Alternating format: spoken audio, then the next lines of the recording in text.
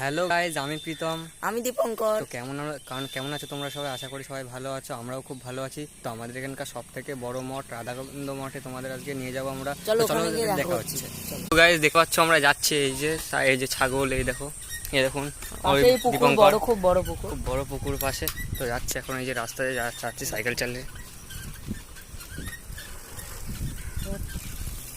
ওই দেখো একটা শিব মন্দির আছে ওখানটাতে, আমাদের এখানকার একটা নতুন শিব মন্দির হয়েছে, ওই যে শিব মন্দিরটা দাঁড়।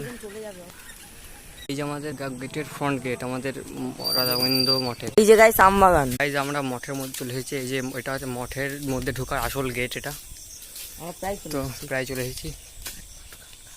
তো দেখতে পাচ্ছ এটা মঠের বাইরে। এটা এখন ভিতরে ঢোকা বারণ আছে।